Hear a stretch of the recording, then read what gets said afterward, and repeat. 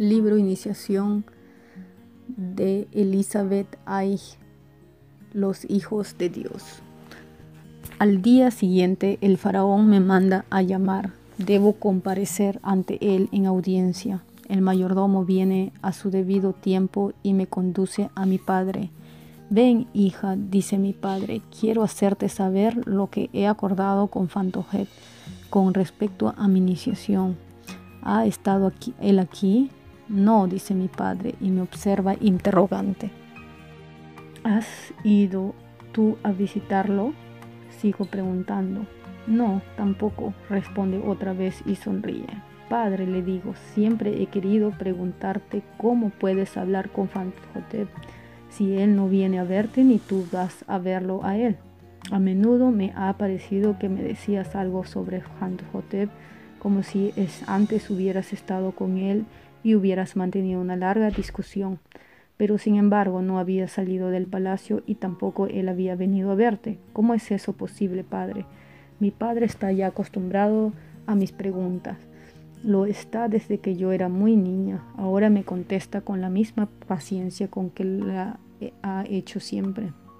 Tú tienes un espejo y has visto su cabeza reflejada en ese espejo, ¿verdad? Sí, padre. Veo mi cabeza todos los días cuando Menú me arregla el cabello. ¿Y qué has pensado al verla? Pregunta mi padre. Que tengo el cráneo mucho más largo que el de los hijos de los hombres, en general, pero también tú, y Pantogruel, y todos los de nuestra raza, los hijos de Dios, como se nos llama, tienen la parte de atrás del cráneo bastante alargada. Se nota a pesar de los turbantes y los adornos de la cabeza son diferentes a los hijos de los hombres. Mira, pequeña, para que puedas comprender muchas cosas que suceden aquí en la Tierra, tienes primero que saber algo sobre la evolución de la Tierra. Como todos los cuerpos celestes del universo y de todas las criaturas que habitan en ellos, también la Tierra está sometida a las leyes del cambio continuo, las energías creadoras divinas irradian su luz desde la eterna fuente primigenia y, en forma de ondas circulares cada vez más extensas, penetran en el plano de la materia, o sea, de estas energías se forma materia. Este proceso alcanza el máximo grado posible al llegar a la ultramateria. Entonces se invierte de forma automática y la materia se convierte nuevamente en energía, pero eso dura eones. Las transformaciones que produce este proceso suceden continuamente, pero con tanta lentitud que una vida humana no basta para percibirlas. Pues si bien una de estas transformaciones es imperceptible durante los quizá miles de años que necesitan para madurar, llega un momento en el cual de pronto este proceso se manifiesta. Ahora mismo estamos viviendo uno de estos momentos de transición en los cuales se pueden percibir las transformaciones. A estos fenómenos se debe que diversos pueblos de la Tierra cuyos miembros tienen el cráneo redondo sean dirigidos por gobernantes mucho más elevados espiritualmente y diferentes corporalmente. Una vez vivió en la Tierra una raza de seres muy diferentes a las de las distintas razas que habitan actualmente el planeta. Estos seres manifestaban siempre la ley del espíritu y no la ley de la materia, como lo hacen las actuales razas humanas. Eran conscientes del plano divino y manifestaban a Dios aquí, en la Tierra, sin caer en las cualidades del cuerpo, el egoísmo. La pureza divina de esta raza hacía que realmente fuera digna de ser llamada los hijos de Dios. Toda la vida estaba basada en la espiritualidad, el amor y el desprendimiento. Deseos, instintos y pasiones carnales o eclipsaban el espíritu. Los miembros de esta raza elevada conocían todos los secretos de la naturaleza y como también conocían perfectamente sus propias fuerzas y las mantenía bajo el dominio de su espíritu. Eran capaces de dominar y dirigir la naturaleza mediante sus poderosas fuerzas. Su saber era ilimitado, no necesitaban trabajar físicamente para ganarse el pan, pues en lugar de bañar la tierra con su sudor, hacían trabajar a las fuerzas de la naturaleza. Conocían todas las leyes naturales, los secretos de la materia y también los secretos de su propio ser y de las fuerzas del espíritu. Conocían también el secreto que permite transformar la energía en materia y a la inversa, la materia en energía. Construyeron maquinarias y herramientas con las cuales podían almacenar, poner en movimiento y sacar provecho no solo de todas las fuerzas de la naturaleza, sino también de sus propias fuerzas espirituales. Vivían en paz y felicidad. Su raza dominaba una gran parte de la superficie de la tierra. Pero ya en aquel entonces vivían otros seres, parecidos a los hijos de Dios, pero dueños de un cuerpo mucho más material y situados en un nivel mucho más bajo de la escala evolutiva. Pobres de espíritu, su conciencia era idéntica a su cuerpo. Vivían en las selvas vírgenes, luchaban contra la naturaleza, contra los animales y entre sí. Eran hombres primitivos. La raza de los hijos del hombre a la que ves en nuestro país es resultado del cruce de estas dos razas. Como ya te he dicho antes, el universo está regido por la ley del movimiento y el cambio constante. La Tierra se encuentra ahora en un periodo en que tiene lugar el proceso de materialización. Esto significa que la fuerza divina creadora se interna cada vez más profundo en la materia y el poder terrenal cae en manos de razas cada vez más materiales, que antes estaban subordinadas a otras razas más elevadas y espirituales. La raza elevada se extingue paulatinamente. Esta raza se retira del mundo material refugiándose en lo espiritual y dejando sola a la humanidad durante un periodo, varios miles de años, si lo medimos con las unidades de la Tierra, en el cual la humanidad tiene que elevarse y progresar por sí misma, sin un guía visible. Así, de acuerdo a la ley divina, esta raza animal material, los hombres primitivos se multiplicarán cada vez más y serán cada vez más poderosos, hasta que llegue el momento en que asuman el dominio de la tierra. Pero antes de abandonar la tierra, la raza elevada tiene que inocular sus fuerzas espirituales en la raza inferior para que así, siguiendo las leyes de las herencias, después de un largo proceso de evolución, sea otra vez posible la elevación a partir de la materia. Así, muchos hijos de la raza divina asumen el sacrificio de tener descendencia con las hijas de los hombres primitivos. Este primer cruce de razas y otros posteriores hace que surjan los individuos más diversos y paulatinamente nuevas razas humanas. La unión divina de los hijos de Dios y la poderosa fuerza física de las hijas del hombre da como resultado descendientes de signo muy variado, gigantes del espíritu. Por un lado, los gigantes del cuerpo gigantesco que, sin embargo, heredaron de sus madres un cerebro subdesarrollado, primitivo. En estos, la fuerza creadora de sus padres ha actuado en el plano material y por ello han recibido cuerpos fuertes y poderosos. Gracias a su monstruosa fuerza física han sometido a los más débiles y los instintos animales de su naturaleza los han convertido en temidos tiranos. Pero también ha habido gigantes del espíritu que no manifestaban la fuerza divina creadora en el cuerpo, sino en los centros más elevados del cerebro. Estos recibieron la tarea de dirigir durante un tiempo más a las razas humanas inferiores animales, aunque idénticas de cuerpo, así como las razas intermedias surgidas de los cruces posteriores. La tarea de introducirlas en la sabiduría, en las ciencias y artes y en la cultura superior, la tarea de instruirlas y de darles un buen ejemplo de amor universal divino, de desprendimiento y grandeza espiritual. Por eso es que actualmente hay países donde dominan la tiranía y las ansias de poder y otros donde de momento aún reina la sabiduría y el amor. Pero esto desaparecerá poco a poco y la humanidad ya solo sabrá de los grandes iniciados y de sus ciencias secretas a través de la tradición. Sin embargo, gracias a las leyes de la herencia existe la posibilidad de que un hijo de Dios nazca en un cuerpo humano para mostrar a la humanidad el camino por donde salir de las tinieblas y las desdichas. Padre, pregunto, ¿es nuestro país de los hijos de Dios? No, pequeña. Aquel continente que una vez fue el país y el hogar de los hijos de Dios fue totalmente destruido. Los descendientes de la raza divina fueron desapareciendo poco a poco, abandonaron su envoltura corporal y no volvieron a reencarnarse. Finalmente quedaron unos pocos repartidos en diversos lugares de la tierra para entregar el dominio a los seres humanos, cada vez más poderosos, pero de la mezcla de las dos razas surgieron individuos que heredaron tanto el saber mágico de sus padres como la actitud corporal animal egoísta de sus madres. Estos se introdujeron a hurtadillas en el templo. Gracias a su capacidad espiritual pudieron recibir la iniciación, pero rebajaron su saber, convirtiéndolo en magia negra y utilizándolo egoístamente sus propias fuerzas y las fuerzas de la naturaleza a las que dominaban con los instrumentos y máquinas del templo. Los hijos de Dios que aún quedaban en aquel continente predijeron lo que sucedería. Sabían que esas fuerzas destruyen sin piedad a quien las invierte, utilizándolas egoísta y satánicamente en lugar de hacerlo de forma desinteresada y divina. Sabían que quien ejerce la magia negra corre hacia su propia destrucción a todos. Así los últimos hijos construyeron enormes barcos que, cerrados por todas partes, eran impermeables incluso a aquellas fuerzas que penetran y descomponen la materia. Luego llevaron en secreto algunos de sus instrumentos a los barcos, llevaron a sus familias y animales domésticos, cerraron todas las aberturas y abandonaron aquel lugar que sería destruido y asolado.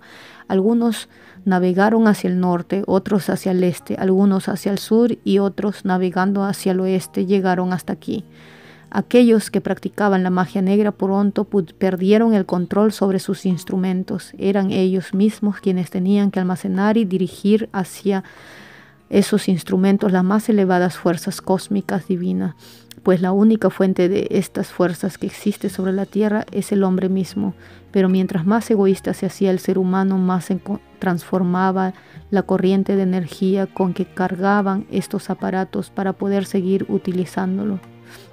Y un día, cuando los hijos de Dios ya se habían alejado lo bastante en sus barcos, sobrevino la catástrofe. Sin querer, uno de aquellos nigromantes dirigió hacia su propio cuerpo una fuerza que descompone la materia. Esto es, la transforma en otro tipo de energía.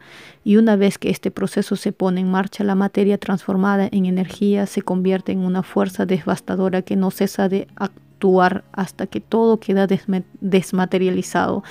Así fue como se destruyó todo aquel continente, y la destrucción hubiera continuado de ser porque ese mismo proceso devastador liberó nuevas energías que finalmente pudieron contener a las fuerzas de la descomposición. Todo aquel continente desmaterializado se transformó en una energía radiactiva que primero subió hasta el límite superior de la atmósfera terrestre y luego volvió a la Tierra, convertida en la forma primordial de toda materia.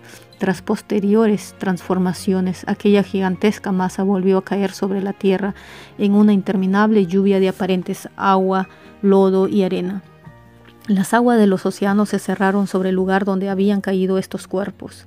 Los continentes de los otros hemisferios se partieron en dos debido a la indescriptible conmoción, separándose paulatinamente unos de otros para restablecer el equilibrio del planeta. Así ocuparon sus posiciones actuales. Parte del continente destruido yace ahora en nuestro país, en forma de un imponente desierto de arena, y existe el peligro de que el viento arrastre las dunas y sepulte franjas de tierra habitadas y fértiles. Los barcos de los hijos de Dios estaban equipados con instrumentos que les permitían mantener la embarcación siempre equilibrada en posición horizontal. Así fue como pudieron sobrevivir a la catástrofe natural y llegar a tierra firme. Por todas partes, en los diferentes continentes donde desembarcaron, surgió una nueva cultura. Con su saber, su sabiduría y su amor se ganaron el corazón de los aborígenes. Se convirtieron en gobernantes. Se los veneraba como a dioses o semidioses. Antes que nada, levantaron los edificios adecuados para guardar los instrumentos secretos y manteniéndolos aislados del mundo exterior y protegiendo así la energía de cualquier intromisión. A estos edificios los llamamos pirámides. Existen en todos los lugares donde los hijos de Dios llegaron con los instrumentos que habían salvado. He escuchado conmovida el relato de esos grandes acontecimientos. Vi con claridad todo aquello que hasta entonces no había comprendido, pero aún había algo en lo que meditaba a menudo que seguía siendo un enigma para mí. Así que pregunté: ¿cómo pudieron los hijos de Dios traer hasta aquí esos grandes bloques y colocarlos uno encima de otro? ¿Recuerdas, hija mía, que dije que los hijos de Dios no necesitaban trabajar con sus fuerzas físicas, pues hacían trabajar a las fuerzas de la naturaleza? Aún hoy poseemos algunos de aquellos instrumentos con los que podemos neutralizar o bien intensificar la fuerza de gravedad. podemos dirigirla a nuestro antojo. Así podemos hacer que la materia más pesada se convierta en ingrávida. O a la inversa, podemos aumentar el peso de algo. Cuando hacemos que un gigantesco bloque de piedra pierda su peso, incluso un pequeño niño puede empujarlo o levantarlo hasta la altura que quiera, utilizándolo solo el dedo meñique. Se han cargado barcos con bloques de piedra gigantesco como montañas sin que esto constituya un sobrepeso, pues los bloques han sido previamente irradiados durante un tiempo, convirtiéndoselos así en cuerpos ingrávidos. Todos los imponentes edificios de este país y de otras partes del mundo, todos esos grandiosos monumentos que la fuerza humana nunca hubiera sido capaz de levantar, fueron construidos de esta manera por los hijos de Dios. Allí donde sea que llegaran los hijos de Dios en sus barcos, creada una cultura elevada. En todos los lugares donde aún hoy gobiernan, conducen al ser humano hacia el amor desinteresado, haciendo el sacrificio de permanecer un tiempo más en este mundo para instruir a la gente y propagar las fuerzas espirituales. Antes el gobernante, el faraón, era también el sumo sacerdote, una sola persona, el guía terrenal y espiritual del pueblo. Pero más tarde, a medida que el país fue gobernado, fue creciendo gracias a la cultura y la riqueza. Los hijos de Dios se repartieron las tareas y desde entonces uno de ellos está a cargo del gobierno terrenal, mientras que otro, el mayor, la cabeza de la estirpe, cumple los deberes de guía espiritual.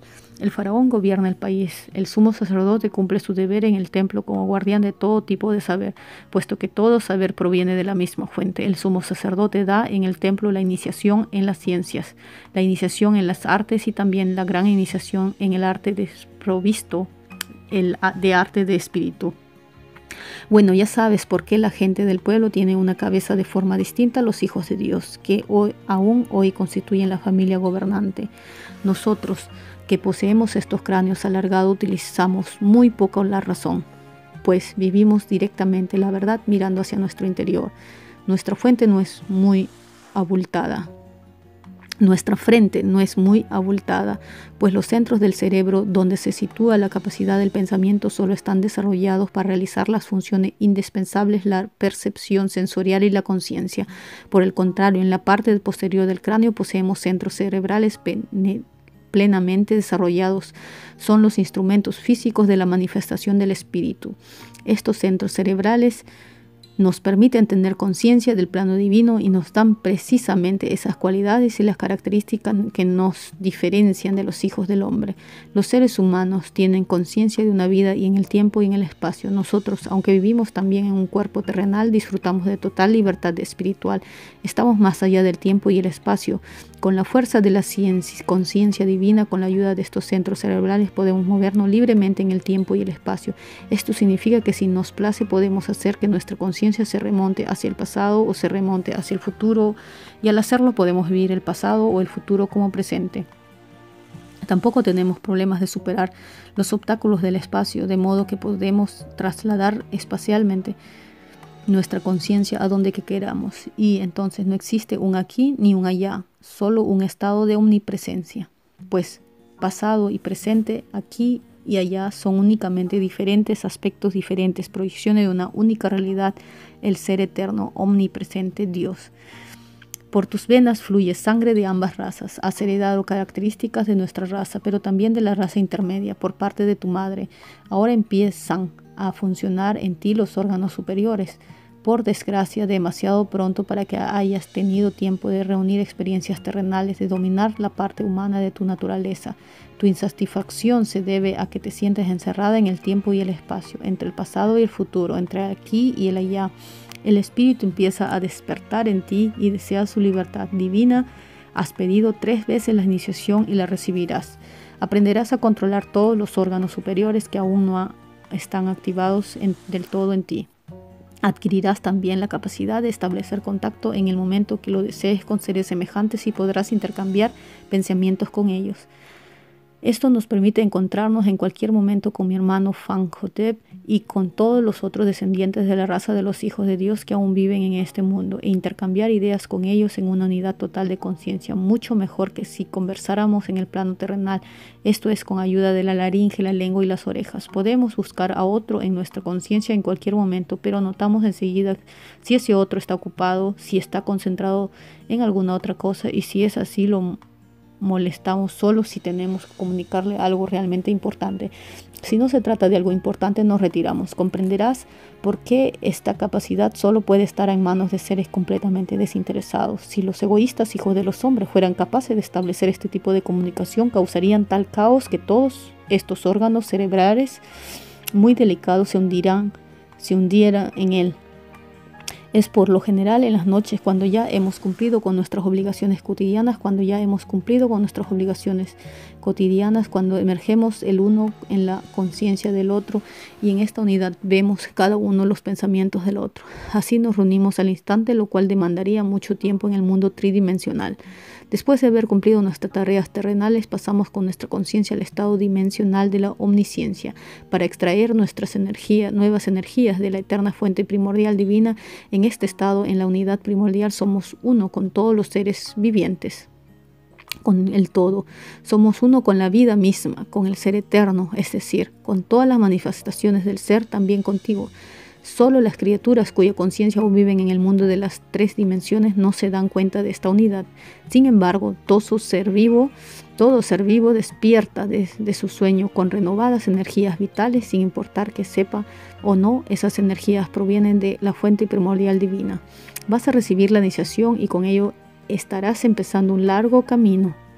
Tendrás que recorrer ese camino aquí en la tierra, incluso después de que nosotros, Fanhotep y yo, hayamos abandonado el mundo material y permanezcamos en la esfera terrestre, solo en el espíritu. Fanhotep y yo tenemos tareas distintas. Tu dirección mental y espiritual está en tus manos, pero tú y yo estaremos siempre unidos en la tierra eterna. Habría sido mejor que hubieses tenido paciencia, pero eres así como eres y también tu futuro y tu destino serán así. No debemos inmiscuirnos en eso. La fuerza que emana de la unidad te acompañará siempre, ayudándote a superar los momentos más difíciles. Como tienes la obligación de hacer el papel de esposa del faraón y como tal de estar a mi lado, no tendrás que vivir en el templo mientras dure la iniciación. Mañana irás al templo, allí recibirás clases y tareas, practicarás los ejercicios diariamente con los demás neófitos y volverás al palacio por la noche. En las ceremonias aparecerás junto a mí solo en el tiempo necesario para cumplir con tu deber. Así que ya puedes presentarte ante el Fanhotep mañana por la mañana. Pero yo aún tenía otra pregunta, así que no me moví de mi lugar. Mi padre me miró inquisidor. Padre, dije, me has dicho que los hijos de Dios eligieron esposas entre las hijas de los hombres para sembrar la semilla de la fuerza espiritual, y las hijas de Dios no tomaron por esposos a los hijos de los hombres. Mi padre observa muy hondo dentro de mis ojos y dice, grábate bien mi respuesta. Si comprendes esta verdad, quizás aún podamos dar otro rumbo al timón de tu destino. Si echas una gota de vino tinto dentro de un vaso de vino blanco y a la viceversa una gota de vino blanco en un vaso de vino tinto, el vino tinto sigue siendo tan tinto como antes, pero el vino blanco ya no es blanco, sino que es una mezcla de ambos. Si luego extraes una gota de vino tinto y blanco, ¿entiendes lo que quiero decirte, pequeña? Sí, padre, lo entiendo. Significa que la sangre de un hijo de Dios de raza pura se engendra un niño o una hija de los hombres, pero la sangre de una hija de Dios de raza pura se convierte en sangre mestiza cuando se une con el hijo de los hombres. A partir de esa unión, la mujer se convierte en una mestiza, como también sus hijos serían mestizos. Ten presente esta verdad en todo momento de tu vida, dice mi padre. Después se levanta, ya me inclino ante él, recibo su bendición y abandono la habitación, llevando en mi corazón la unidad del espíritu.